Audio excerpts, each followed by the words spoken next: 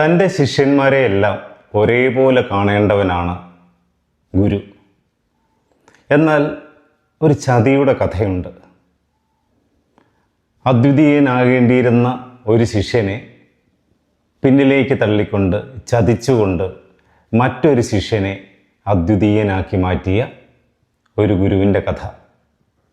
ആ ഗുരു മറ്റാരുമല്ല, ദ്രോണാചാര്യരാണ്. പാണ്ഡവരുടെ ഗുരുവാണ് ദ്രോണാചാര്യർ. അതിൽ തന്നെ ഏറ്റവും പ്രിയപ്പെട്ടവനാണ് അർജുനൻ. അസ്ത്രപ്രയോഗ സാമർഥ്യം അർജുനന് നന്നായുണ്ട്.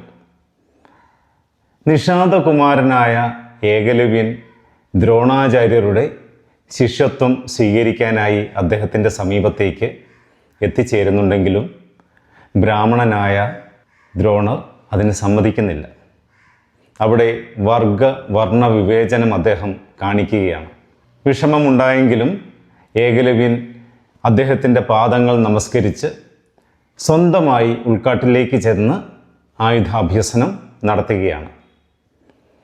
ഒരിക്കൽ പാണ്ഡവർ തങ്ങളുടെ വേട്ട നായ്ക്കളെയും കൊണ്ട് കാട് സന്ദർശിക്കുന്ന സമയത്ത് ഏകലവ്യനെ കണ്ട് നായ്ക്കൾ കുരയ്ക്കുകയാണ്.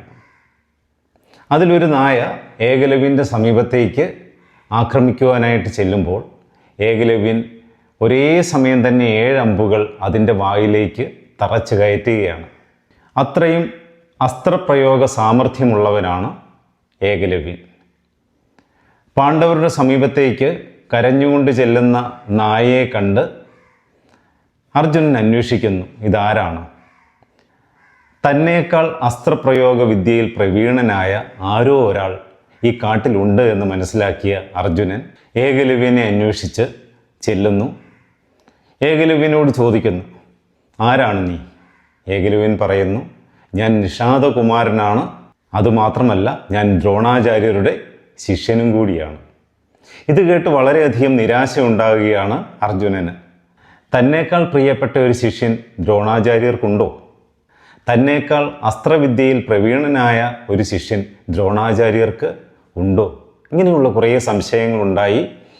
ആചാര്യൻ്റെ സമീപത്തേക്ക് ചെല്ലുമ്പോൾ ദ്രോണാചാര്യർ അർജുനനെ സമാധാനിപ്പിക്കുന്നു. നിന്നെ തന്നെയാണ് എൻ്റെ പ്രിയപ്പെട്ടവനായി, അദ്വിതീയനായി ഞാൻ കാണുന്നത് എന്ന് ദ്രോണാചാര്യർ പറയുന്നു.